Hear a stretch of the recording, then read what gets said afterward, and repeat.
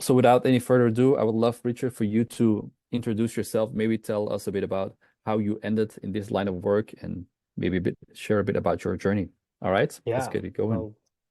I'll keep it as short as possible. I grew up in California, originally from Mexico, and was planning on going into the culinary disciplines and be a chef.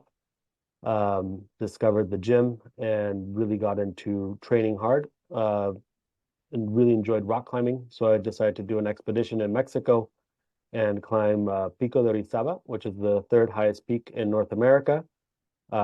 Made it to the summit on my way back down at 5,000 meters of altitude. For the US. It's at 18,500 feet of altitude. There was Hmm. a rock slide. It was my uncle and I. I pushed him. I got destroyed by a rock, basically got hit on the side. Went flying about uh, over 30 meters. I don't know how long exactly it was. The rope was 30 meters and it snapped that I was tied to my uncle. Um, Spent about 12 hours on the side of the mountain before we were able to get some form of rescue to come up and help us and slide me down the mountain. Spent 5 months in bed where I had to learn to be very patient, overcome a lot of discomfort and pain, and was basically diagnosed with the a completely shattered hip. I've had two ulnar replacements, and I was given the ideal situation is you're going to always be in pain and discomfort. You're more than likely to be hooked on pain medications for close to the rest of your life. You're going to be sedentary. You're never going to lift heavy weights again. Don't think about rock climbing or doing long things or enduring things. Hmm. And I'm a very uh, I don't like I don't like to be told what to do. So that was my big moment of F you all, and I'm gonna prove you guys wrong. So that was my journey into the health space and the fitness space. I then taught myself how to walk again, did most of my own rehab because when I went to go see the physiotherapists, I just was already so far beyond what they wanted me to do. So it didn't make sense to me to be there. And my devotion went towards CrossFit, owned and operated a CrossFit gym and a corporate wellness program for 8 years. After Hmm. that, I became a very strong human being. So I was able to qualify for Worlds for powerlifting. I was doing a lot of CrossFit, so I was able to put a barbell over my head at 400 pounds. Um, I did all of these physical feats, but I was still breaking, right? So I was still having these recurring injuries, and I couldn't understand why. Uh, and again, the medical system basically provided me with the answer being my symptoms, not actually providing me a solution. And so that's Yeah. where my frustration and the want to understand deeper how we can get to a root cause of an issue came from. I found a great mentor, Julian Pinot, and he taught me a lot of how to look at the body in a different way. And we started to really develop the system of looking at the body through the scope of tension, not just position. And from there, we've developed different concepts that are extremely contrary to the norm of the fitness and the health industry. Uh, and it led me to understand that there's a lot more to movement and training.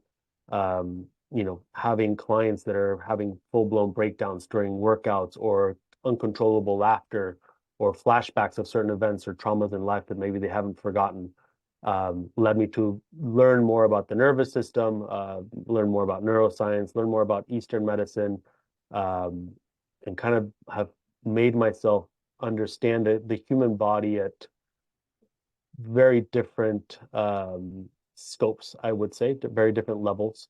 And now, I have a hard time creating a label for myself. I consider myself a human specialist. Hmm. Um, I've, started to map out how the body stores emotions, traumas, events, and we can talk about why that is, Hmm. and the way that these emotions or behavioral cycles, reactive mechanisms are stored, um, are due to just a wonderful way of, the body is just a beautiful ecosystem, and we should not fragment it, segment it, or, put down certain parts and, only look at certain things. We need to look at the body or the human as a whole. And I think Yeah. that's where my new kind of direction is. So that kind of brings us to here. Yeah. I've taken clients, I have a broad spectrum. So my goal is to redefine what a personal trainer, a coach, a mentor is in the physical fitness space and the fitness and health space. That is my end vision, and what I really want to do with my different projects is to revolutionize the fitness industry again, as CrossFit has done with functional fitness, um, you know, 20 years ago now. Yeah. Um, and just give people a different understanding of how powerful training and movement is Yeah. as a way to manage stress, and more importantly, positively adapt to stress. So Yeah. we can kind of get into that a little bit as well. My clients range from, the most of my clients come after they've seen everybody and their specialty doctors and the, snake oil and every type of specialist that you can think of. And then there doesn't seem to be a solution. Then somebody goes, hey, you should probably go talk to Richard. And that's usually when they find me and we try and find a solution. I know what I know. I don't know what I don't know. I'm always extremely truthful. If I get a hunch, I'm a very intuitive coach. So if I feel like there's something that needs to happen, I immediately attack it and I say, hey, I don't know what's going to happen, but I feel like this is the direction that we need to go. I'm here to navigate you. You are the captain of your ship. Let's try.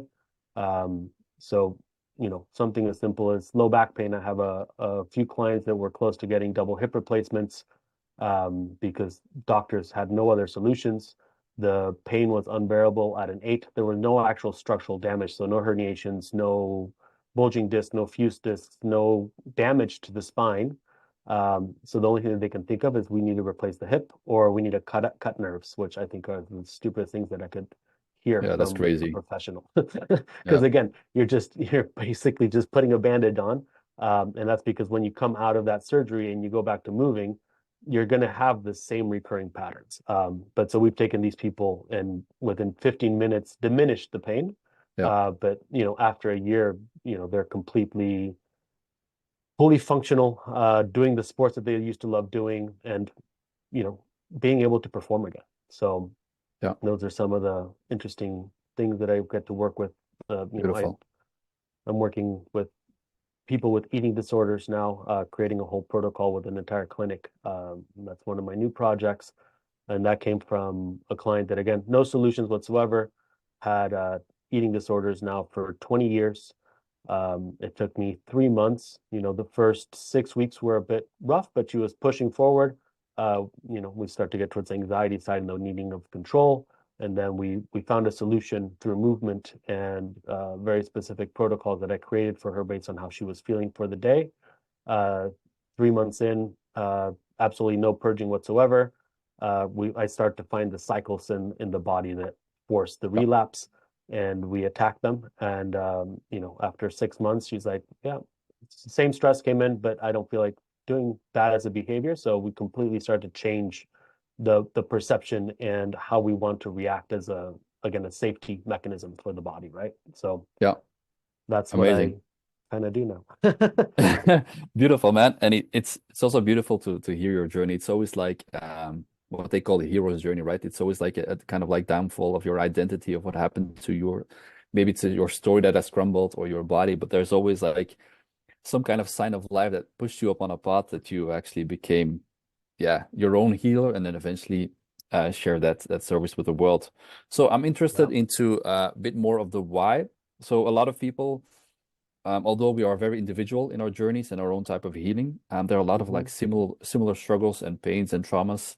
Um, so why is it that certain emotions and traumas store at certain places in the body, and what are the most common places we hold them, and maybe some practical tools to address them? Yeah. I mean, we can go at the lower back, Hmm. or the shoulders, right? So whenever you hear of pain points, discomfort, tension, you're stressed, and where do you always carry it? On the shoulders, right? Yeah. You have lower back pain. There's a few books out there that kind of talk about low back pain being psychological. The the body communicates. And so, we have this idea that the conscious mind controls everything. I think that where I am, that's starting to change a lot. It's you are, therefore you can think, Hmm. right? And so Yeah. the concept that we have these different systems that are at play. So the muscles communicate to the body because they are your first form of defense, Yeah. right? And so the best way that I always explain it is we have your nervous system, right? And you have afferent signals, so signals that are coming out and coming into the body.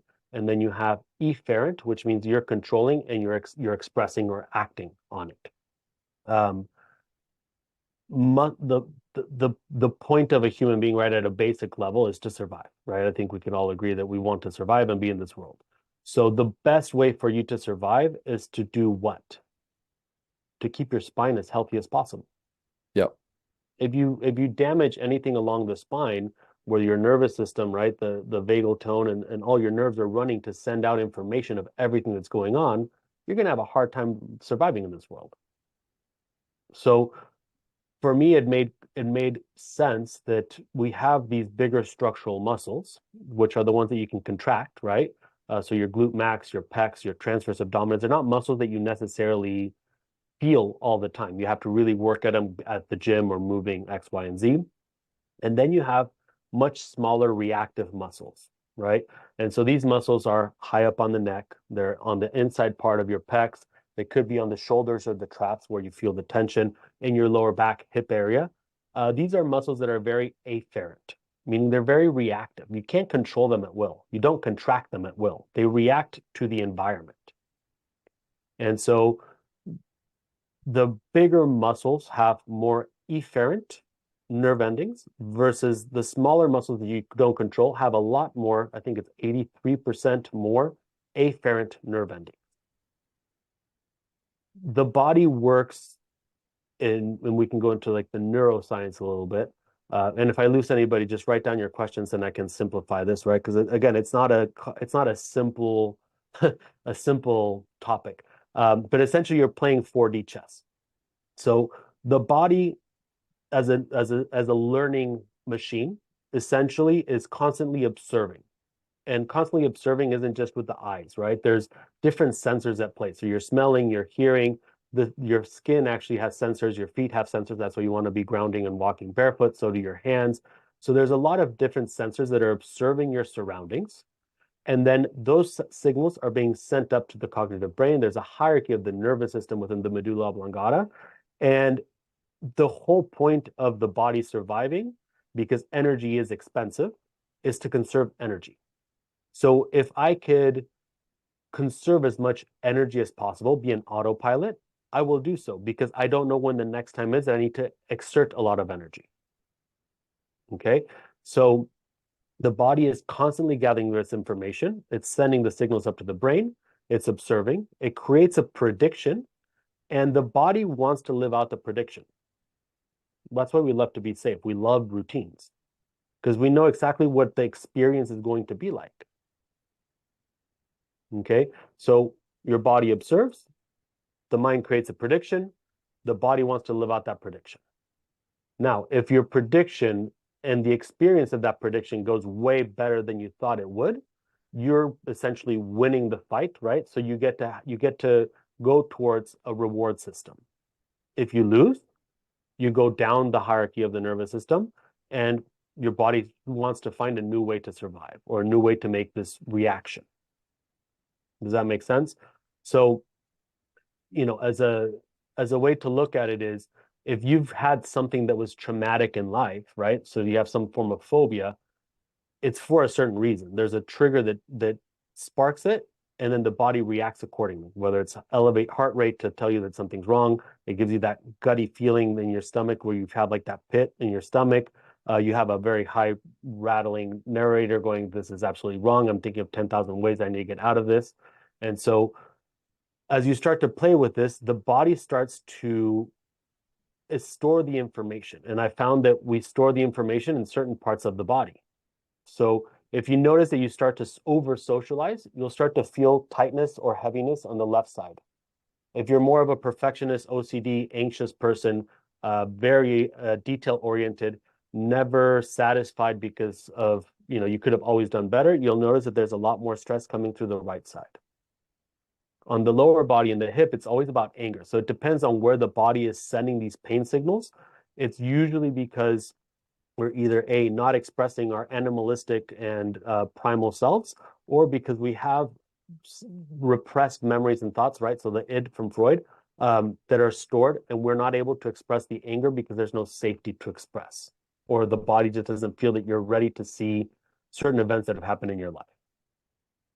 And we start to play around with this concept of it's if you're not capable of doing something, you need a warning signal. And so, since the body doesn't necessarily come up to you and speak, right, unless you're in a cartoon somewhere, right, it needs to send you signals. So, the best way for you to get signals is what? Intensity. Intensity is pain. It could be pleasurable or it could be painful, right? And so, the only way to get these pain signals to come up to you is through these smaller muscles that are highly afferent and will make you stop doing whatever it is that you're doing because it wants you to change what you are doing. Yeah. Right?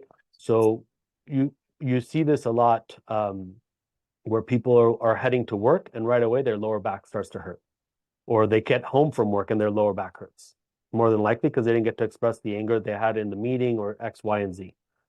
And so these pain points, depending where you're feeling the intensity or the pain, can tell me a lot about how you've gone through life and what are the behavioral cycles that you're currently going through. Yeah. Nice. Super interesting. So how would you say, or how does one actually start to release tension, right? Because of course there's the more let's say superficial level of the muscles, but how does one go even deeper, let's say organs, fascia, where does one start to release, or maybe release is not the right word, or maybe how does one start the work, let's say? Yeah, so for me, again, I'm a movement coach, and my medium is movement. So you need positive stress and positive adaptation to stress. We have to be very careful in how we release tension because we're educating the body to react. Meaning that if you release tension in your neck, but you don't change the situation afterwards, you're sending a false sense of safety to the body. Does that make Yeah, sense? So you yeah, go yeah, get a massage and it feels great. But then you don't change your socialization, meaning you don't give yourself time to, center yourself again, be with your own thoughts, whatever. You don't create pride about yourself or start to understand that you can be a little more relaxed, X, Y, and Z. Then it's going to come back stronger and harder and more painful, yeah. You're actually right? opening yourself up to be more vulnerable to any injury that might come of it, because you're opening Yeah, up from and a sense of not being safe, right? right. And you have to remember, like if we look at history, these release therapies that we're using, especially nowadays with the, like the fascia release for trauma that you're seeing a lot. There's a guy called Human Garage. The Yeah. Maoris it's actually a Maori practice that where he got a lot of that information from. The breath work that is going on now, right? Everybody's now becoming a breath practitioner. Hmm. All of these things that you are doing work until they don't, because it's not about getting the release. The release is easy. It's how are you going to change afterwards? Yeah. Where is the change coming from? You're creating a cycle of insanity in your life because you're doing passive therapies to release tensions or overcome traumas, but you're not changing anything else in your external environment. So therefore, your body comes out of this whole thing. It feels safe. It feels confident. Goes, hey, we could do this. And then what happens? You take it right back to where it got all this trauma from Exactly. Yeah. with a new prediction, and then the same thing happens. You're like, oh, I wasn't prepared for that. So what happens? The body armors itself more. Hmm. So you can, you know, everybody has their own starting point. The point is, where is it that you want to take this change or this new sense of release? Hmm. And when we look at these older practices, whether it's lymphatic releases, fascia releases, massage therapy, acupuncture, you can name it, right? The the job back in the day, 200 years ago or back in the Maoris, and when people would have these healing ceremonies, what would they do? They would go back to being active, right? Go back to war, go back to farming, There was manual labor involved. There was movement. But what Hmm. happens now is we create this sense of urgency and stress and always wanting to heal. But what are you healing from? Yes, I get it. A lot of us need to heal, right? There's events that have happened in our lives. We need to overcome them and change how we perceive the world. But where is the stress coming from? If you're cold, you have heating. If you're hot, you have air conditioning. If you're hungry, you have Uber Eats. If you're having issues, you have governments that are willing to help and send money or funding. Everything is at your fingertips. Where is the stress? Yeah. We don't actually have stress anymore. No true stress of survival. It's manufactured in our brains because there is so much information that we've actually started to get social anxiety for no reason, Yeah. right? So like that was one of the big things after COVID is like everybody started having social anxiety because they're like, "Oh, how am I going to go outside?" And it wasn't even about getting sick or not. It doesn't matter where you were on that field. Is you were put in a situation where you were isolated for so long that it's very difficult to try and bring yourself back to society. 2 years is enough to change the hormonal reactions and the cells to create a completely new prediction. Yeah. So now the body is seeing the entire world as unsafe, right? And now you're seeing it massively with the kids because the kids that grew up in that era, they were all with masks. So they never actually got to learn to read people's faces, facial expressions Yeah. for a vast True. majority of them. Yeah. So, where do you start the healing journey or, releasing the tension? I've noticed and I've been very successful through movement and blood flow to the bigger structural muscles in the body. So meaning the glute max, the transverse abdominis, the pec major, the lat dorsi. So the bigger structural muscles, if we can get movement and blood flow there, you're going to notice that the tension will dissipate because again, it is a communication system, right? So if you have tension in your neck, there's also a physical problem happening at the pec. So the job of the neck being elevated, it's being elevated because it's wanting to protect the spine, right? The bigger muscle, so the sternocostal, the pec major has three muscle heads, right? The lower parts of the pec actually allow you to depress the shoulder along with the teres major and the lat dorsi. But what happens is you go to a physiotherapist or you go to a massage therapist and they massage the shoulder and you're having an elevated or an upper trap dominance, they call it, right? Because of stress, over socialization, whatever it may be. You go to a physiotherapist or massage therapist, they relax it, and you want to try and not raise your shoulder. Now, in order to not raise your shoulder, what are they teaching you to do? Posture, retract the shoulders. Shouldn't we fix the elevation of a shoulder with a depression of the shoulder? Yeah. So you're falsifying confidence. And the reason that they do this is, again, it's much easier if we all were to squeeze the shoulders back, you feel it right away because they're very afferent muscles. They send high signals. But if you were to depress the shoulder and actually start to squeeze the shoulder, the pec a little bit in the trap, you don't feel anything. And the shoulder actually sits where it needs to. So something as simple as if you have neck pain, if you just bring your hands together and just start to lightly squeeze your hands and start to inhale through the nose and soft lips exhales, you're going to start to notice the shoulders are going to start to drop because we're going to start to get blood flow to the pecs and the lat dorsi and the teres major. And so now the body's going to actually start to feel safe because we're starting to change how it observes the world. Because now we're starting to get proper tension of the muscles. There's action being taken. Hmm. So if we can start getting this stronger, then the body doesn't feel that it needs to protect the neck, right? Now, obviously, there's emotions that are attached or how you perceive the world based on the neural capacity, so the capacity to connect to certain muscles. Yeah. All right. So, sorry, that There's was a long That was a tangent. lot for sure, but that's beautiful. There's a lot that I can say about it. First and foremost, I think it's super interesting that you speak of the muscle like your first line of defense, like a communication system. And I think it's super important to mention because a lot of people still have this false idea of like training my muscles only serves as an armor, as a sense of strength or Mhm. aesthetics, right? Bodybuilding. But there's so much more into this, big living tissue of us, right? So super Yeah. important. Um, And then secondly, I love the part where you learn people not just to fix the body, but actually look at the broader sense of the story into the environment where we surround ourselves in. Because if you just try to fix ourselves, always try to regulate ourselves, but not address the environment, it's always going to come back.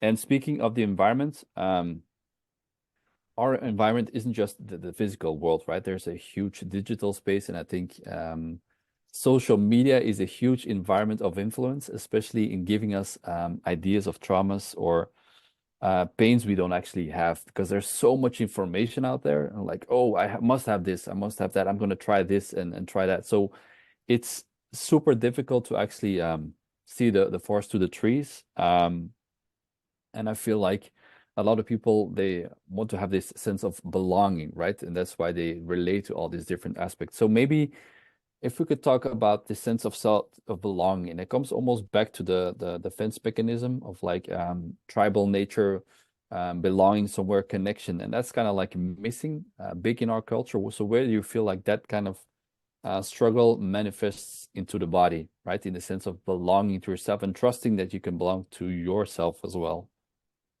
Yeah. So, when we talk about environment, right? So I always say I have a training movement itself is always going to be physical, mental, and emotional. Hmm. We're always looking for a stimulus, right? So um, we look at the nervous system, and Steve Porges is Dr. Steve Porges created, not created, but kind of proved that we have this thing called the phylogenetic hierarchy, right? So it's one version of how the nervous system works as a whole. Hmm. And essentially, you have the ventral vagus nerve, which is your most modern nervous system. It's where the flow is, right? The flow state. Everybody wants to be there in the parasympathetic. This is socialization, coordination, eating, the reward system, right? From there, Yep. you have the sympathetic nervous system. In the sympathetic, you have the fight. They used to say fight and flight. Now they've changed it to fight or flight. You can think of this as hunting or being hunted, right? You're winning a fight or you're losing a fight and running away, right? Um, and then from there, you go to the dorsal vagus nerve, which is the oldest part of our nervous system, playing dead. It's a full collapse. Okay. So we go back to that observation and prediction model, which is a free energy principle by Carl Friston. But essentially, what we're doing is you're going to spend most of your time in one of these states. You're always jumping around, and it's not a conscious decision. Again, it goes back to its reactive mechanisms and its predictive mechanisms. When we look for this sense of belonging, we are willing to lose part of ourselves to be part of a group, Hmm. right? So social media creates anxiety because now your normal community that used to be 150 people, right, that you would see as a social group now is boosted into thousands and thousands and thousands. And so you create a little bit of a loss of belonging there. Um, when you look at the environmental triggers, and the environment can be external or internal. So sometimes you need to have a full change of environment. Sometimes you need to gain perspective of your internal environment to truly gain perspective of your external environment. Yep. And so that mainly happens through these aha moments, right? These epiphany moments. These epiphany moments usually come under mass amount of stress. Again, I use physical stress, but you usually have your moment of changing and your moment of validation or your true understanding. Um, they call them it's they're calling it they call it quantum leaping, which means that you have a true moment of presence. Um, Usually happens when there is enough stress to give you the true moment of presence, which a lot of us are seeking through yoga, through breath work, through meditation. Um, the one thing that I see wrong with this is all of these practices that are trying to give you a sense of belonging, a sense of healing, all of these environments are only focusing on the parasympathetic side. So it goes Exactly. back to life doesn't owe you anything. This universe doesn't owe you anything. It's And all a like down lot of these, regulation. yeah, it's always down regulation. And they're always trying to teach you to be soft. Hmm. They're always trying to keep you in this safe box because they're afraid about going on the outside, right? They're afraid of pushing. And what most of us actually need is that fight, right? So from a very primal perspective, right? And I'm sorry if this offends anybody, but the best sex you've ever had, it's always been a little rough. It's always had this moment of excitement and this buildup. It's not part of the parasympathetic. It builds into the sympathetic, right? The best moments with your partner have always been those very intimate, passionate arguments, right? The back and forth, but it's a buildup. So we have this misconception that we always need to be in this parasympathetic flow state, but that's not true. We actually need to go to the fight because again, the nervous system is regulating itself, and now everybody is dysregulated. The dysregulation is because you're spending too much time in one state versus another, essentially. And what we're doing is, again, we're trying to downregulate people, but more importantly, we're not allowing action or change. So the environment needs to change in that it needs to be, you need to accept it for what it is and not take away the stressors, but learn how to adapt and act on those stressors. Because action will actually lead you to much more mental calmness. Again, it's a reward mechanism. Yeah. So if you keep thinking about all the stuff that you're doing, but you're not doing any of it, then it's not going to work, Yeah. I right? completely It agree. Yeah, it's also a matter of like understanding that nobody is going to heal you. And there is no practice that's going to heal you. You're going to heal yourself. It's a learning mechanism. It's understanding, they always say like it's not about the destination, it's the journey, right? That Yeah. really counts. It's being active in what you're doing. So Mm. if you're going to go do a retreat or you're going to go do ayahuasca or you're going to go do yoga practice or you're going to go do whatever it is that you're going to go do and you go, this is going to change me, you're absolutely wrong. You're already going into it with a victim mentality. The environment internally is already quitting on you. And the reason that you say this is going to work or this is going to help me is because you're going at it from a passive mentality, which means that deep down your subconscious, you're already finding justifications when you fail or when you quit, more importantly. Yeah. It's almost like giving your So power away, like this is going to do it for me. yeah, it's finding a way it's an identity issue, right? So we talk about the self and the environment. We're really fighting with four different identities, right? So you have the identity of the self, the inner child. You have the identity of the id. These are the primal behaviors, repressed memories. You have the ego, which is trying to control yourself between how much of my true self am I willing to let the people see, and then you have the super ego, which is what you really think you want to act as you think society views you. Yeah. And so we have right now a battle of identities. And so based on your environment, bases which identity starts to win more and more and more.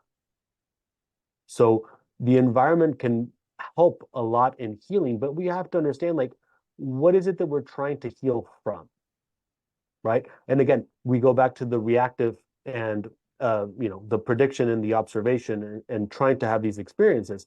We we're creating falsified storylines to be the victim. Yeah. You are who you are right now. If you want to change, it's going to take work. But that work is done more internally, not externally. You can be the victim or you can have wisdom and knowledge and move on. So when I work with clients, I'm like, I don't want to have this conversation that you've already had with your therapist for 20 years about, whatever happened.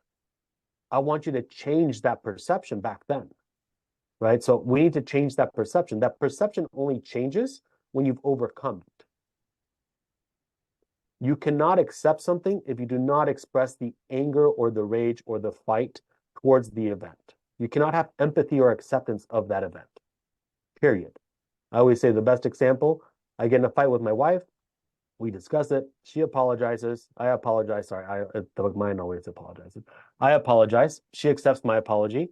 3 years later, we have an argument, and she brings up that same exact moment that she forgave me for. She hasn't forgiven me. She hasn't expressed the anger because that anger isn't cognitive. That anger, that reaction, there's something deeper, and that rooted cause is physical. And that's the energy that gets stuck, right? So where that energy gets stuck in the muscle, or like we talked a little bit about the lymphatic system, um, that energy gets stuck because it's learning to be weary of this environment. Because I hurt her, and that really hurt. She didn't get to express the anger of it because she went into a survival mechanism. So now, anytime that anything familiar to that event comes up, the body's like, "Ooh, we remember this because I'm not going to go through it again." So you haven't gotten over it. And that's why it takes so much work. Because Yeah. once you can truly change the way the physical body perceives its environment, meaning that you've created safety and confidence, you've gotten stronger, there's less inflammation because you've expressed energy outwards. Now you can have performance, which means I no longer perceive this as dangerous. Again, the Yeah. body's trying to survive. If you walk down the street and somebody hits you, you're going to have PTSD of that moment, no matter how much you say you've gone over it. That your body, that's the reptilian brain talking. That's the justification to trying to continue to perform. But you don't have safety and confidence internally. Yeah. And because the identity of the superego starts to win, you start to do maybe cognitive therapy, X, Y, and Z. But internally, you are your own true judge and you know exactly what gives you anxiety or stress. And the only way to change it is through movement, doing hard things, because they're going to give you a perspective of your surrounding and they're going to allow you to change your perception of your environment internally and externally. Yeah. So, I mean, there's again a lot to say about this, but maybe I just have a question like, where then does one draw the line of like, okay, this is actually a story that really needs some type of release, and where does my story start to become another addiction where I just indulge in my emotions and just pretend to be healing, but I'm just like an emotional roller coaster, constantly angry, constantly pretending and super expressing more like maybe superficially because this has also become a part of my identity. So where is the line of like really working on your story or just adding another layer to the story? This makes Yeah. sense. So yeah, there's a selfish brain theory. Mhm. And essentially there's 5 steps to learning a new lesson. So anything in life that you want, like you want to change something, you have 5 steps to go through. The higher the stress, the higher the lesson learned, or the higher the change. You have boredom. I need to change these anger outbursts. You have anxiety. How am I going to do that? What therapies or who should I search for? You have frustration because there's actual work that needs to be done. You thought it was going to be a lot easier as to I'm going to think it, therefore it'll happen. You have anger at others. You start to get angry at other people and blame them for not working on yourself, the victimhood that we talked about. Yeah. And then you have anger itself. You finally impose enough stress that you go, fucking A, man. Like if we can just get over this, this would be great. And now it changes. The perception changes, right? So again, there's the body works in feedback loops. Hmm. Um, the how much healing is too much healing versus it's we don't get to decide it. And I think that we end up going in this healing journey, but we still start to mask our our heal we start to mask the true root cause of how we should heal because we find justifications, right? So Yeah. we're essentially, rather than going at the root cause, which we might not even know what the root cause is, right? So again, what are you trying to heal from? And this is where for me it's been a true, again, the body never lies. Yeah. I told this story in my workshop on Saturday where I was a perfect example. I was working with a woman who had a horrible past. I mean, I'm talking like for me, it's still hard to process that somebody could have such a childhood. Um, and as we were going through the entire, I always have a history and a chat with the client.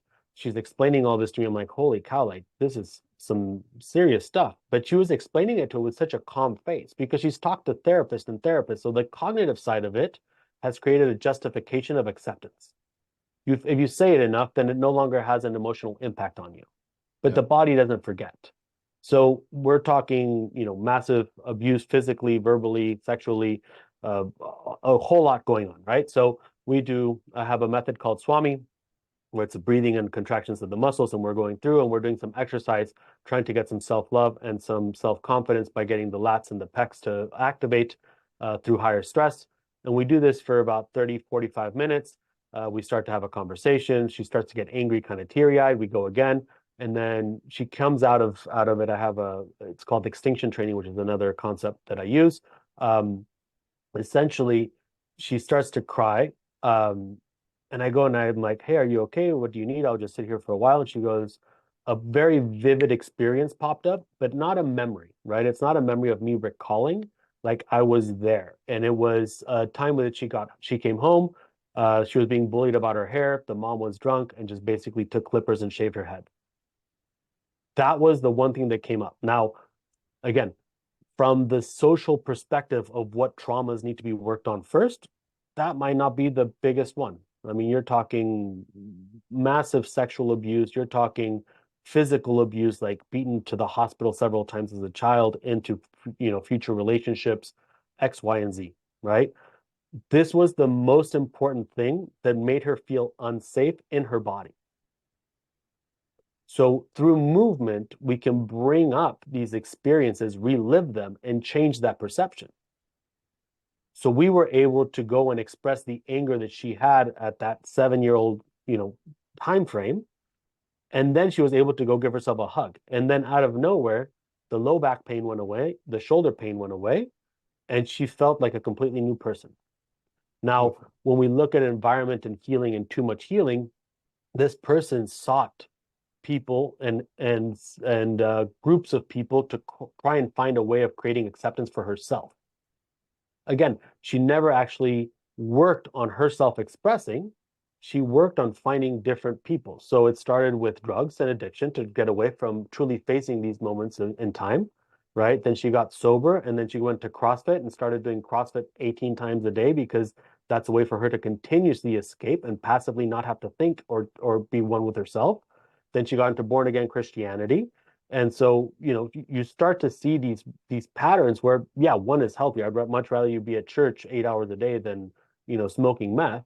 But you're not truly changing your perception. Yeah. Something You're you truly changing see a the lot with environment, but the people. perception is still the same. Yeah. You're still escaping a lot. So how much healing is too much healing? The timelines vary, right? But if you're still stuck in the same problem, then there needs to be some form of stress that is going to cause enough of a fight for you to express, to want to change. And so that fight comes, the black swan, right? We never know what the right road is, but you need to take one road, Yeah.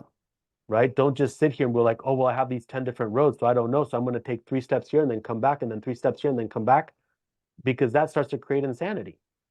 So you'll know, and this is why I love movement and fitness, is because how you quit in the gym or sabotage yourself in the gym will show you exactly how you quit or sabotage yourself in real life.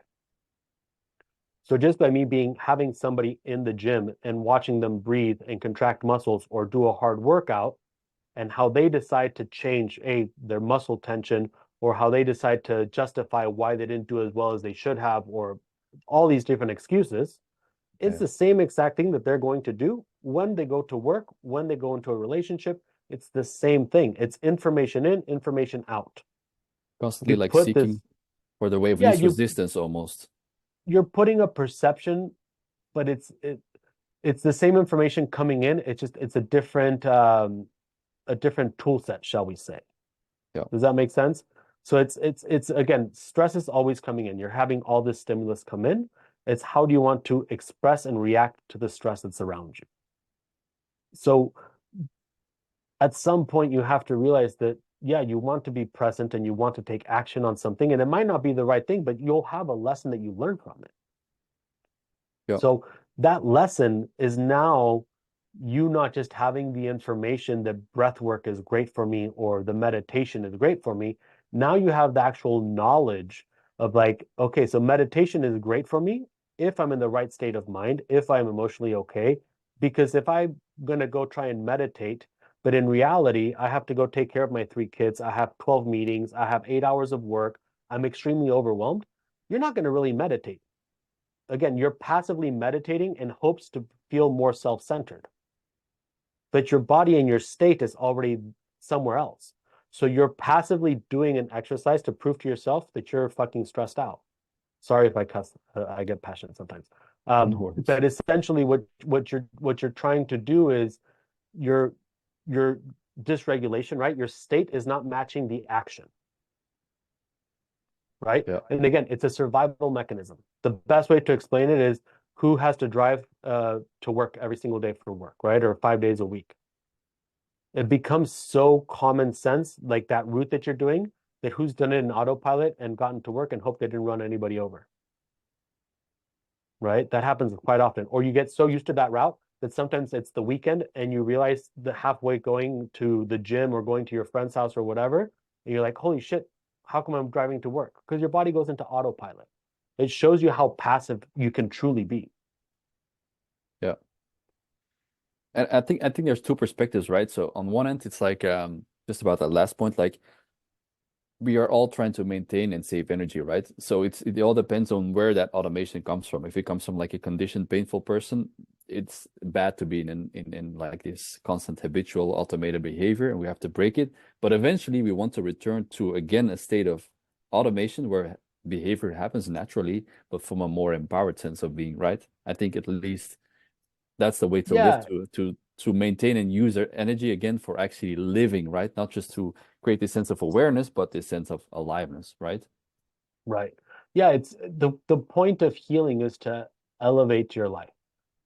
Excuse me. It's you know, again, I don't know what the real answer of life is or anything like that, but we have a very short amount of time here. Like we should enjoy it as much as possible. And, we've all had our own struggles and our own stressors, and, life is never easy, right? It's gotten a lot easier, but life is never easy. And what you need to learn is you need to learn to be kind to yourself. You need to go learn that you have to go live life. And so change, obviously it's a lot easier being said than doing it, right? It takes a lot of work. And changing these perceptions takes time. And that's because if you're only attacking it from a non-stressful part where you're trying to down regulate every time that there's a trigger, the body's never going to actually change. But if we can start to make changes physically, you'll start to notice that you perceive the world differently. And that's where my concept of emotional mapping really came from, is I started to notice that if I started to get certain muscles stronger, I didn't have to do the cognitive therapy. I didn't have to relive the events or experiences that people were having. But they were like, hey, I started to, I had a conversation with my dad and I started to change the way that I feel about him. Or, like there's very big changes that take place and it takes time because the body is very wary. So if that same trigger happens, your body's going to want to react. And, I have a client of mine, I've been working with her now. It's going to be coming up on 2 years. And yeah, like I said, it takes truly around 18 months to really make a big complete shift, right? And this is because of hormonal reactive mechanisms, and there's a whole lot at play. There's also Um, like the identity change in itself, like the 1 or 2 years, let's say, or yeah, and that's because of for sure, for hormone sure. balances and again, it's a beautiful ecosystem. But it was amazing to see her transformation, from when we first started to, 18 months in, and she went through this very similar situation, but her reaction and her actions were completely different.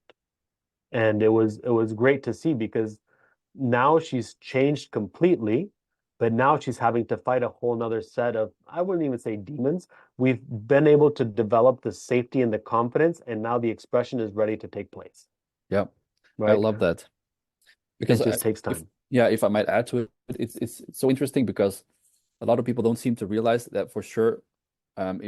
You start with changing your internal world, right? And of course, learning or growing is that you have changed your internal world, but still be able to move in the external world that hasn't changed yet, right? Because there's delayed manifestation of reality. But if eventually that's the first step, okay, I have to step back into reality, but with a changed internal world. And then eventually, um, after those 1 or 2 years, reality starts shifting as well, but you have to be able to bridge that gap and to not relapse in that period where like maybe my reality hasn't like completely shifted yet, but I trust that if I keep up with this identity change, with this biological change, that eventually the external world, like what you said in the beginning, starts mirroring that internal world as well, right? It seems like your audio maybe has dropped off.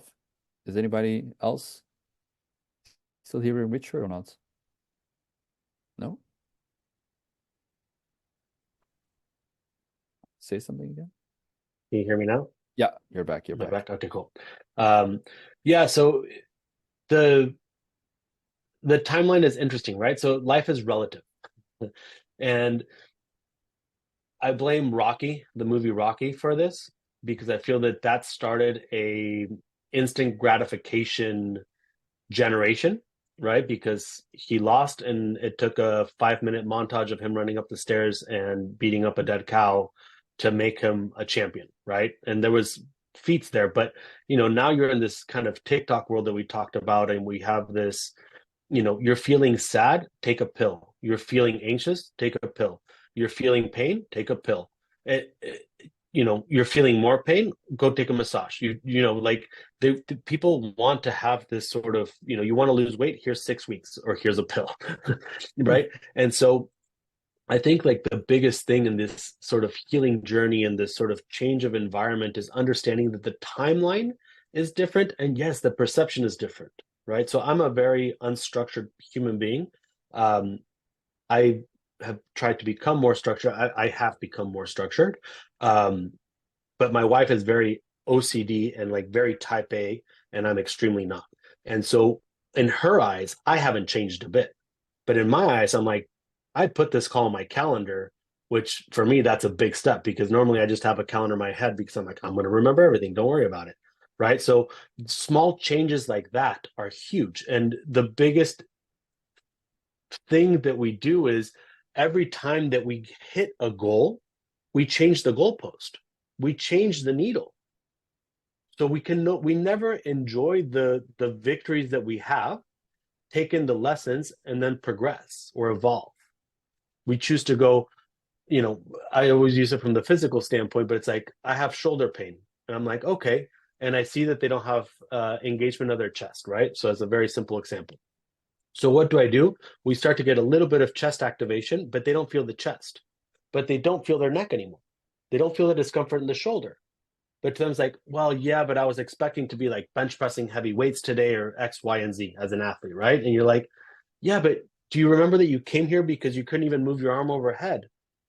And how did you want me in 1 hour to get you to take a barbell overhead or X, Y, and Z?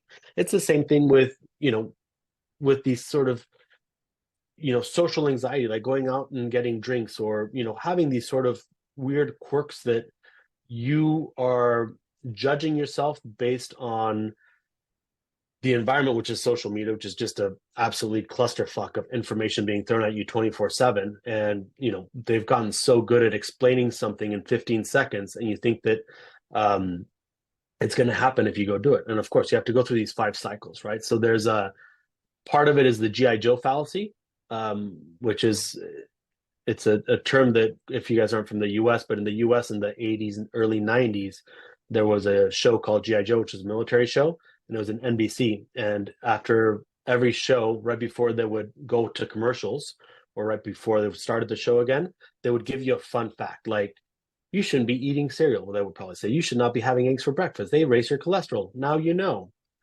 Now you know is 15%, if that, of the amount of work required to truly know, right? We all know we shouldn't be having donuts, but yet we see a donut shop like, hey, we'll go have a donut, right? You shouldn't be doing X, Y, and Z, but you still do it, but So that's this is a term that again it goes to the timeline for you to know something, understand the information of it, and then turn that information into actual knowledge and wisdom is different for everybody. And the amplitude of mistakes that you will make will always get closer to perfection, but never will be. Right? So this is the well-done control function. So we're trying to minimize the amount of of mistakes that we're making, but it's very difficult to do so because if we get challenged too far, then we choose to go backwards. And so when you're looking at it from a trauma or a healing perspective, what happens? You used to be very good. You worked very hard at something, losing weight, getting stronger, whatever it may be, getting sober, whatever it is, right? Then what happens? You have a relapse. You have an injury. You start to binge eat again, whatever it may be. You drop all the way back down. You want to get healthy again. In your head, we know how to do it. In our bodies, we know how much work that took. But because I think, therefore I am comes to play, you strategize everything of how you used to train or how you overcame the relapse, the sobriety in the first place, right? How you overcame addiction. What happens there? You create so much anxiety because now you realize how much work there is that you get back into a depressive cycle and now you have to start over again. So in whatever form of healing you want to do or change or transformation, you are your own true judge. And your own true judge, if you can be truthful about where you are today and you can challenge it 4% every single day, you're going to make massive advances within 5 to 10 years. If I try to do 400% in 6 weeks, I may get there and then I'm just going to crash right back down because the body is comfortable, even though it's extremely uncomfortable because of the nervous system and everything else that we talked about, the reactive mechanisms. If the body knows that it can survive in pain or it can survive with drugs or it can survive with X, Y, and Z, it's going to stay there. It knows it's going to suck, but I know that at least I can stay alive. So the healing journey is understanding that when you change these perceptions, it's constantly about, I'm going to just challenge myself 4% today of where I truly am. And where you truly are, whatever that challenge is a matter of you going, how physically, mentally, and emotionally am I comfortable in doing this task? If you can ask yourself that before anything that gives you anxiety or any sort of big healing journey, how comfortable are you in challenging yourself and how well are you at understanding where you are today, right? The capacity of interoception. Yeah. If we can provide interoception and look inwards, then we can gain proprioception, which means understanding our environment around us, and then we can take action on it. But the key is we need interoception, proprioception, and action. We all get stuck in interoception. We keep wanting to look inwards and inwards and inwards for healing, but we don't change or take any other actions. How do you want to change that? You become insane, which is what happens, right? Everybody on these healing journeys, and then they want to have something larger, so they start to go from the science and the Western world of looking at diseases or whatever needs to be healed, all the way into the full spiritual side, which again goes back to full down regulation and having these trips and everything, where you still have not gotten to the root cause of what started it. Yeah. So the timeline for me is always an interesting one. I always, there is no magic pill, right? Even with ayahuasca, like it's a great enlightenment and it can give you, a whole new sense of self and you kill your ego and everything.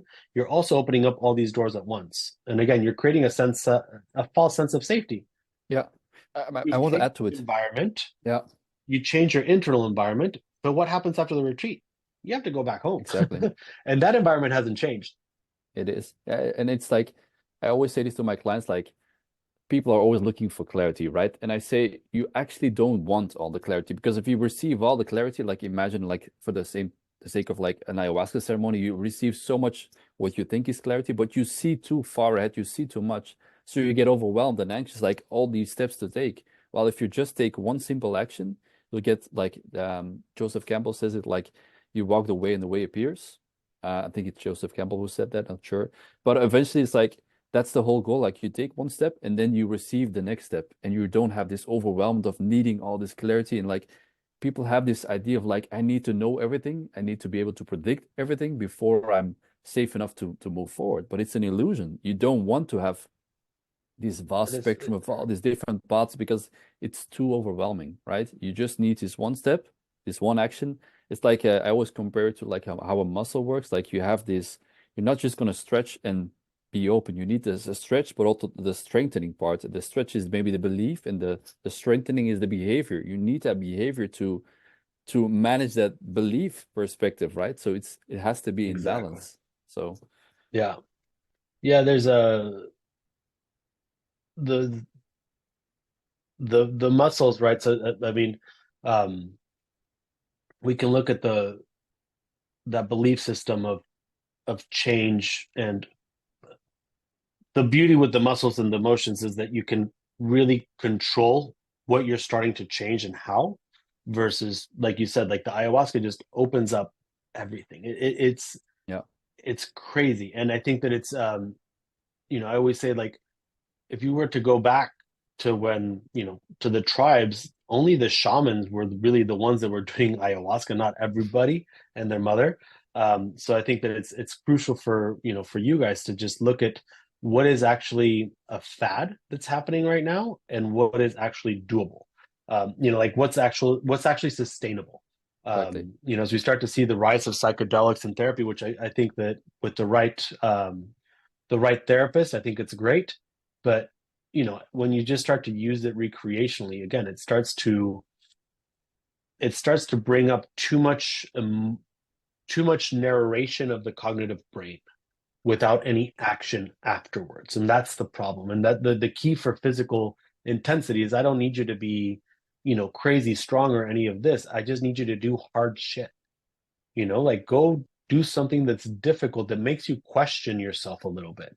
It doesn't need to be high in skill, right? It can be very simple things that you can do that can allow you to become better. And it just takes actual time and effort to put in, but it needs to be done in a form of physical stress in order to change the mental and the emotional state. Yeah. There's no other way around it. Yeah.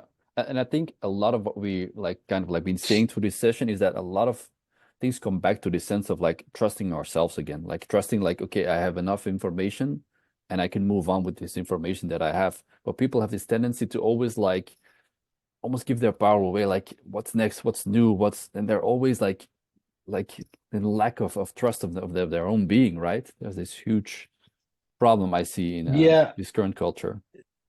there's a lack of identity and there's a lack of direction, Yeah. because the term of you can do everything, right? You can do everything, but you should just focus on one direction. You know what I mean? It's Yeah. very difficult to do everything at once. So just start with one. And the amount of options that we have nowadays in the culture, the amount of, safety and easiness that we have in this culture is also it's starting to create more and more anxiety and depression that we've ever seen. But that's because we're not allowing emotions to happen either. Like, you know, you, like, it's crazy that here in Holland, I was with a client of mine, and they put them in an anxiety medication at 12 years old. And I'm like, did you ever try exercise? Oh no, that wasn't an option. It's like, That's it's ridiculous. part of stress and anxiety is also hormonal, right? So there's lactate that needs to go from the body to the brain, and there's noradrenaline, and so all of this needs to be well balanced. And if there is an imbalance of it, you're going to see things much more stressful than they truly are. So what happens is, if you don't do hard things, right, which is exercise to create intensity, raising your heart rate, raising your blood pressure, and creating heat, right? So if we can do these three things, we're going to be able to generate intensity. This intensity is going to take all of the lactate, which is really causing the wheels to spin in your brain, to go down to the body to fuel the muscles.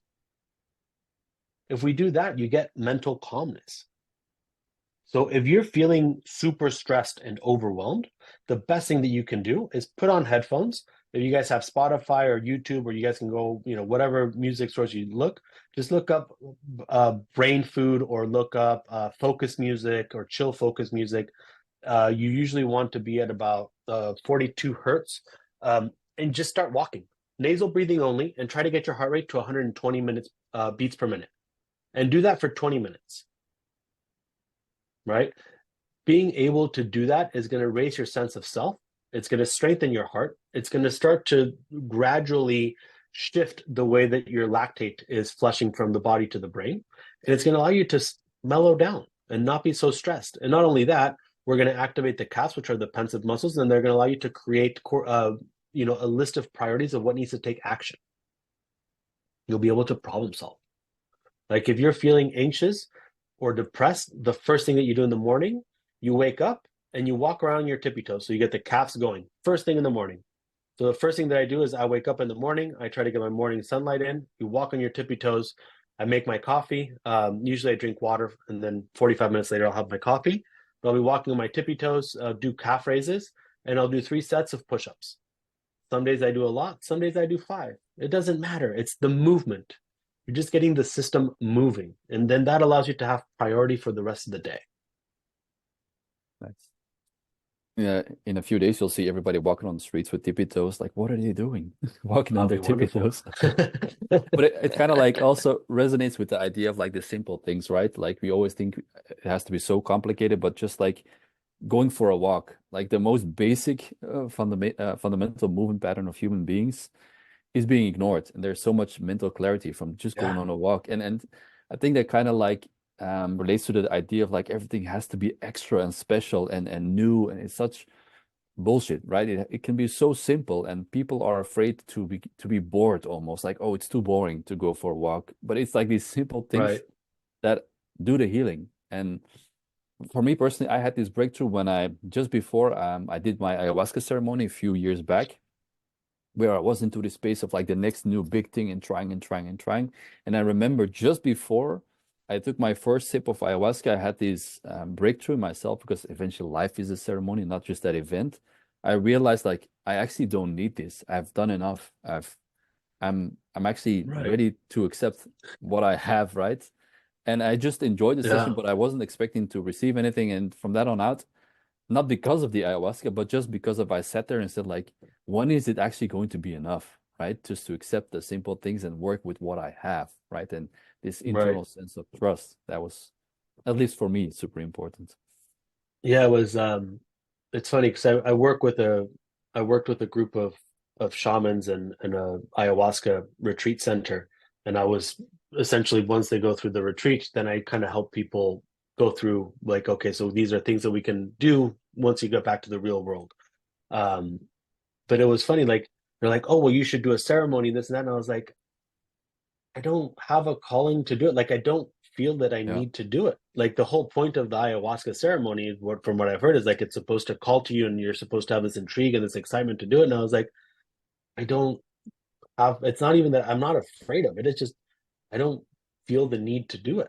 You yeah, know, there's no calling for me to do it. And so I think that's always a big one. It's like if you can just take it, keep things simple, um, just understand where you are today. It doesn't mean that that's where you're going to be tomorrow. The yeah, only thing that's going to change and keep you where you are today tomorrow is that you choose to not take a single piece of action, right? And just again, I have clients that'll pay me for a full year, and the first 6 weeks is like, yeah, you're going to get up, go walk for 45 minutes, and then we can have another conversation. And it's those simple things that really allow you to gain perspective because yeah, it's a beautiful ecosystem that we have in our body, and we need the muscles to move, we need the blood to flow, we need to be out in the sunlight. Like there's so much that needs to happen. Regulation yeah. of oxygen and CO2, like there's a whole lot. Yeah, and it's also all the other skills that people tend to miss, right? Like just doing that one thing teaches you how to focus, to learn to do something with your attention, being single-minded, and also teaches you how to show up for yourself. And it's these much more subtle skills that actually need training, because a lot of us are just distracted, are always trying to do new things, etc. So it's Right. these subtle skills you train. Like it's not like they always say, it's not what you do, but how you do it, right? Um, Exactly. Maybe one more question before we jump into this Q&A. I know we're already Yeah. over our time, so Richard, thank you so much for all the No exceptional worries. knowledge so far. So maybe a bit more of a personal question, like what is your like go-to like similarly like your oral hygiene? What's your like physical hygiene, something you do daily that makes you feel like, hey, this is adding to my journey of releasing or healing? Yeah. You know what's funny is we all have ups and downs and we all get comfortable when it gets good and so we forget to do them. And I flew back from the US after New Year's and I stopped doing my, the morning routine I just talked to you about. Mhm. I started to feel low in energy. I started to feel like my head would start to get overwhelmed with everything that needed to be done. I was like, holy cow, I can't believe it. And it finally clicked on me, which I should have taken my own advice, but I stopped doing it. So for me, like the everyday thing is waking up in the morning, usually right around sunrise. I walk outside and I try and get the morning sun, even if it's cloudy. The rays are wonderful to set the circadian rhythm. Um, I hydrate in the morning, so I drink about 750 milliliters of water with sea salt, and then I do my calf raises. I do 3 sets of push-ups, and then I enjoy my morning coffee. And that's, I think, the easiest thing that I do every single day that truly makes a big difference Yeah, in how I approach every single, all the work that I have to do. lovely. That's the one, yeah. I love it. It's simple and it's attuned to what works for you, and I love that. And that's maybe also a good reminder for everyone in this group. Like we talk about making things simple and taking it step by step. And of course, this is something, an energy that you learn to embody, right? And it's fine that you try all the work and do so much that because eventually it will bring you at this point naturally where suddenly you feel like, okay, it's a phase of life where I welcome calmness and where I welcome Right. this sense of internal cultivation. All right, let's jump into some questions. Cool. Feel free to maybe raise your finger in the reactions section or pop something into the chat if you don't feel like showing your face. Feel free to ask away.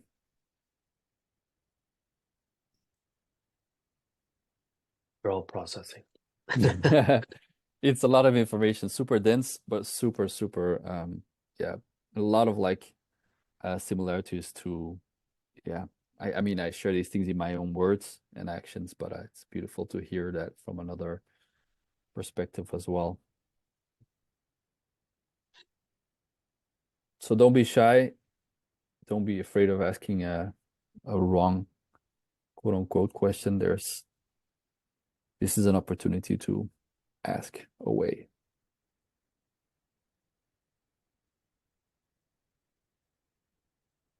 So maybe I'll ask a question if nobody's ready with a question yet. So in in a lot of practices, they speak about like going internally, visualizing. So how do you see like it's less of a physical, real, stressful action out there, but how do you see visualization fitting into healing? Because a lot of like healing practices, like see the pain, redirect the energy. How do you see this fitting into a healing journey? I think there's a place for it Hmm. when it's genuine. Yeah. So there's always if you're doing it for yourself by yourself, then I think it's worth it and there's a lot of power behind it. Um, I think that when you start to go at and again, I think that it has a lot to do with the mentor that you're working with, right? But Mhm.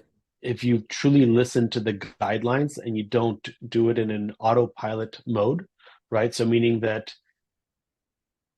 let's say that you're being given breath work as an exercise and you're being given this whole visualization, but if you're only doing it because the instructor asked you to do it, you're essentially missing the point, right? And again, we can start to visualize and sort of have this mindset or these affirmations, but there's a lot more, like if you can be truly honest with yourself about, is that really the change that I want or that needs to happen? Because I think a lot of the times the whole mindset and the whole visualization aspect is very superficial, and Yeah, I think that's because there's exactly. not enough stress imposed. Yeah. So meaning if I were to ask you to sit there and visualize, you might be stumped here, right? But if there was something that was truly pushing you to get these visualizations or these epiphany moments, which physical stress is one of the ways. Um, that's where it can really come into play. So I do a lot of work with like pushing sleds, right? Heavy sleds because it has no skill. There's very low eccentric, and it's very low weight bearing on the body. So everybody and their great grandmother can do it. We can Yeah. all hold on to something and push forward. There's great lessons in that for everybody. But I always say, you know, pushing a sled does one thing. It creates a high amount of intensity.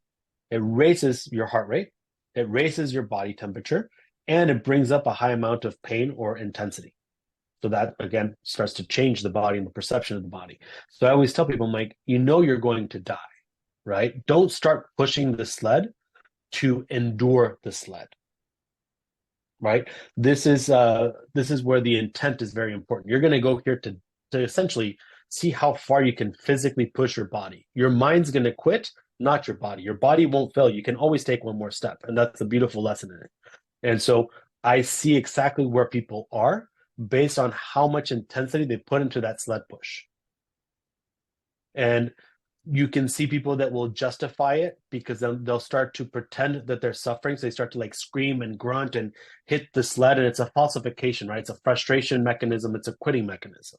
Yeah. Because if you can do all of that, you can fucking push a little bit harder, right? You can take 3 more steps faster. And so the visualization part of it is important in I think creating guidelines and constraints.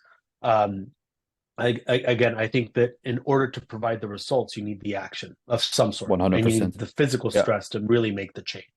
for So it's sure. it's part of the answer. I don't think it's the whole answer.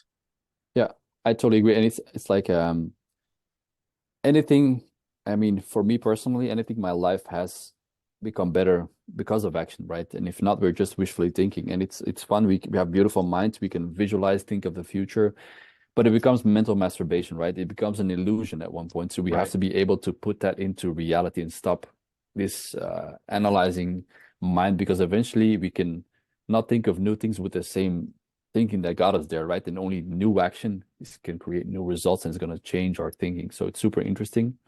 And then the second part, I love that you said it about how much you can actually tell by people's effort and bodily action. I used to be a personal trainer for many years, and you can instantly spot character and just attitude, how that leaks into everything in their lives and how they actually show up in their training and how they start justifying their own abilities. All right, we have a question. So when you're high in stress, you upregulate to help release it instead of forcing a downregulate. So when you're in, Yeah, uh, great question. It's depending on the stress that you have. You may need to upregulate or you may need to downregulate. Now, you can, when we talk about stress, right? So we can go back to the phylogenetic hierarchy, and we have you would have the collapse, the dorsal vagus. You would have the flight, which is essentially high stress, high anxiety, mental anxiety. You have the fight, high physical anxiety, and you have the flow, the wind, the socialization. Um, you can think of this as, do we need to upregulate the physical intensity to calm down the mental intensity?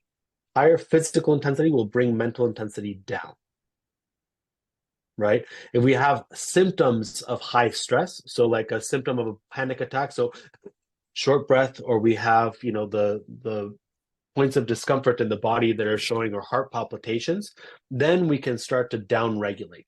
But you need to accept the stress that you are in, because stress or anxiety is essentially what's called a somatic error.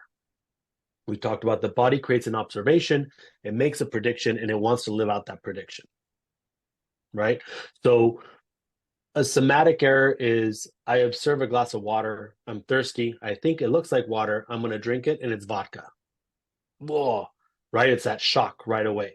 So the next time you go to drink water, you'll be like, oh, is it? You're going to smell it to make sure that it's actually water. You start to create new routines to try and not have this error happen again.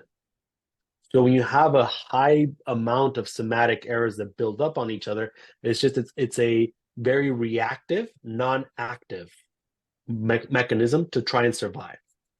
So what the question would be, is it high stress mentally or is it high stress physically that you're having? And then that we can allow ourselves to down regulate or up regulate. If it's mental intensity, we need to up regulate first in order so the body and the mind can match itself, and then we can down regulate. It'll down regulate naturally. If you have symptoms of anxiety, so heart palpitations, shortness of breath, X, Y, and Z that you get when you have like panic attacks, you still need to accept the stress. So what's the first thing that happens usually when you have a severe or minor panic attack? Heart palpitations, so the heart rate starts to elevate and it doesn't calm down. So the best way to calm the heart rate down is through breath. We cannot regulate our breath. The breath is a tool to regulate which state we're going to be in. We cannot down regulate ourselves with breath if we cannot exhale and accept the stress that we're in. So if you're having these forms of panic attacks, rather than trying to figure out how to control your breath, which is very difficult to do if you're having a panic attack, we can, since we can still, most of the times you have some sort of verbal communication, if you can hum or you accept the stress that is happening, and then we can start to downregulate, because the state needs to match the action that you're doing. You can't pretend that you are safe in a burning building. You can falsify the safety, right? But it's not, it still doesn't negate the fact of what's actually happening. You need to accept what's happening. I'm under high stress. My heart rate is telling me, my breath is telling me. So I need to accept that, and then I can actually allow myself to downregulate. Accepting the state allows you to change the state. Nice. I like that. Like Does that make catching the sense? same frequency first, and then, yeah, I love that. Love Yeah. that idea. All right. Any other questions?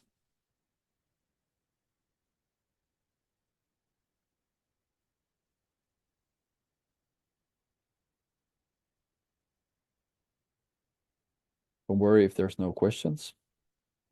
I think Nicola has one. I don't think he can unmute himself. There we go. Can I unmute? Oh, hi.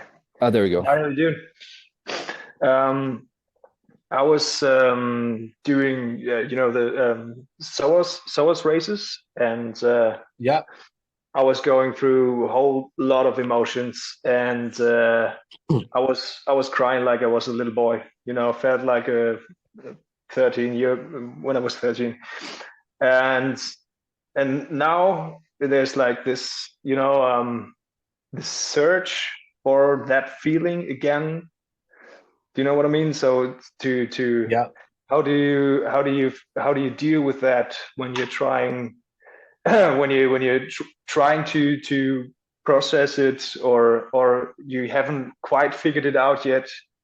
What do you suggest to search for it through action again until you find like the answer? Or But would you you're say? searching for what? The same expression?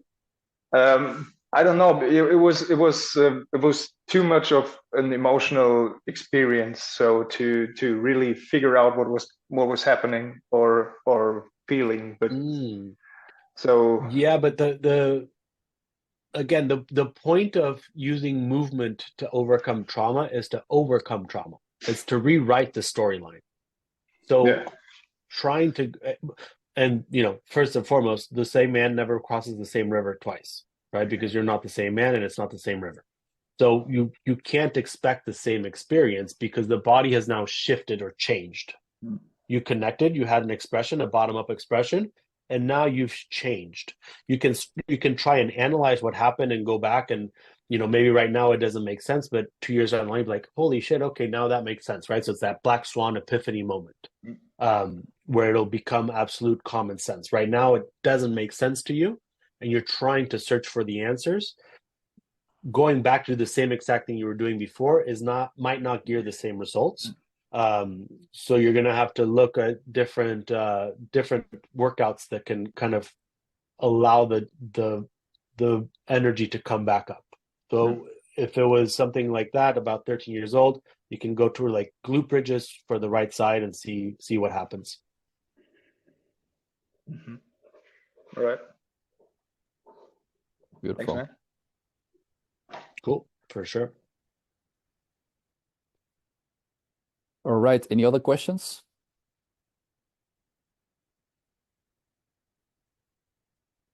By Yes, the way, uh, I have a there you go. question, if it's okay.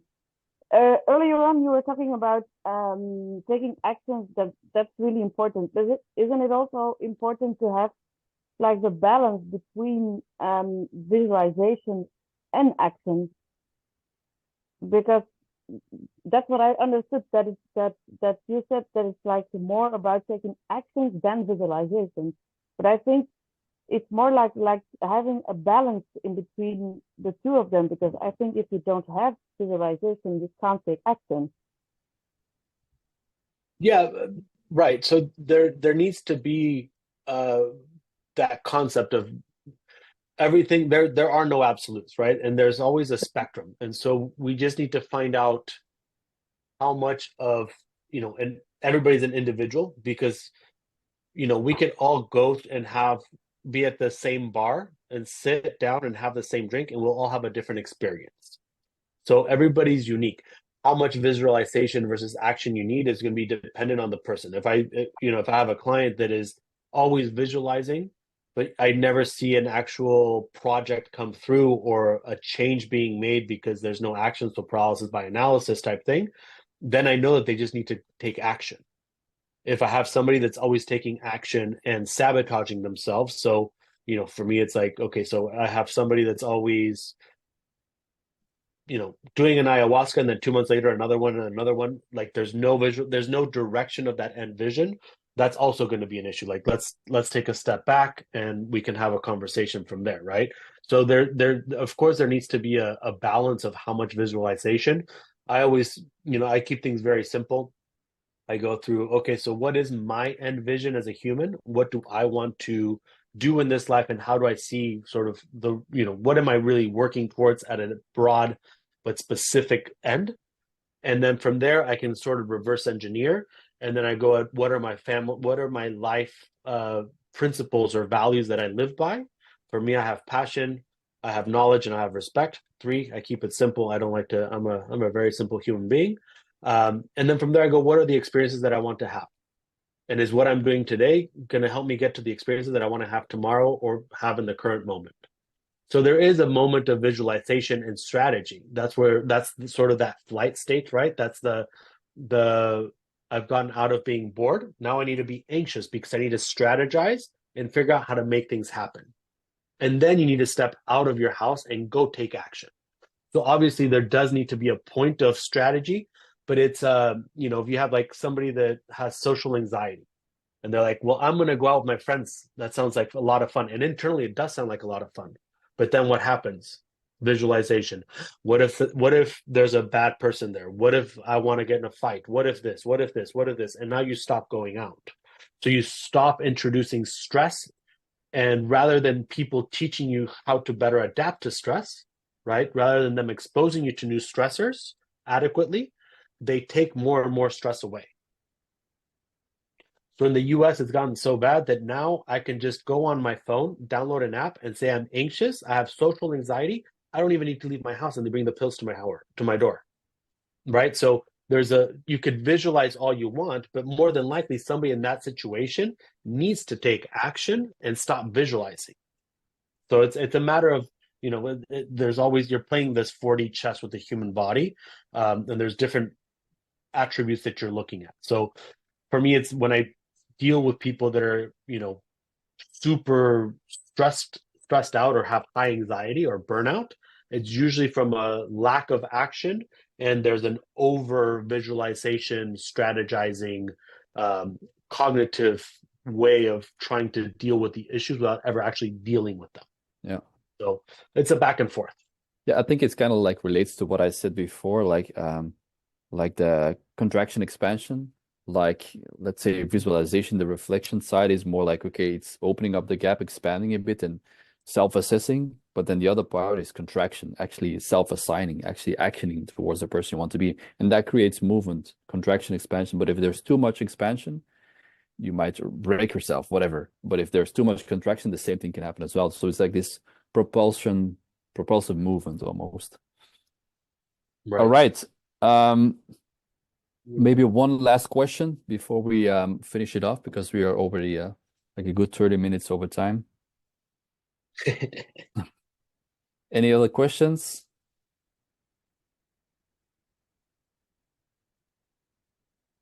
Alrighty, then let's finish it off for today. So, Richard, again, thank you so much. Is there maybe like a place where people can learn more about you, find your stuff, get involved in what you're doing? Yeah, so right now I'm on Instagram at Rare Barracuda, richardesavas.com, and movedacademy.com. All right. I have education for coaches and personal trainers, and then for all my one-on-one and experiences, is richardesavas.com. Awesome. So if anybody wants to connect later on with me as well, feel free to send me a DM. I'll send any information you want on Richard, or any personal questions you might have. Feel free to connect. Yeah, this was the call for today. Again, thank you so much, Richard. Maybe you just hang on before we finish this off. The rest is Yeah. free to go, but I just want to say another big thank you and a super valuable, inspiring session. I thoroughly enjoyed it, and I think everybody in this group can say the same. So big thank you, and I would love to Absolutely, man. dive deeper or pick up some other topics like Yeah. the body emotional map later on. There's so much more to explore. I feel this conversation There's a could go lot. on. There's so much, yeah. For sure. So thanks everybody for Thank you, joining guys. in I as well. appreciate it. And there's much more master classes coming up as well with other guests, other topics. Thanks so much for joining in. Thanks, guys. Bye. Bye. Bye, guys.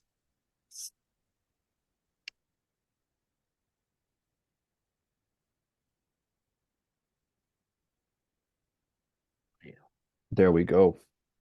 Awesome. Beautiful session, Awesome, man. Richard. Really, I loved it. Love your energy. Love your knowledge, your wisdom, your experience. I could feel your embodiment of your journey. I loved it. Thanks, bro. Thanks for having me on, man.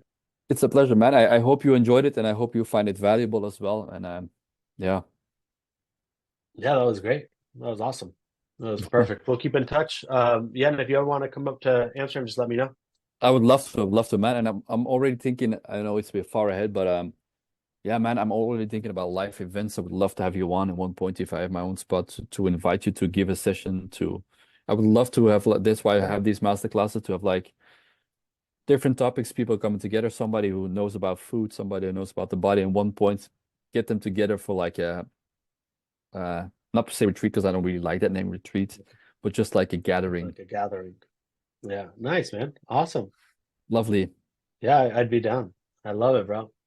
Cool. I got to go put the kiddos to sleep. Yeah, sorry, man. Sorry. I'll send you the recording as No, well. it's all good. right? Perfect. Awesome, man. Thank you All very right. much. We'll talk to you soon. Yes, talk soon. Bye-bye. Bye.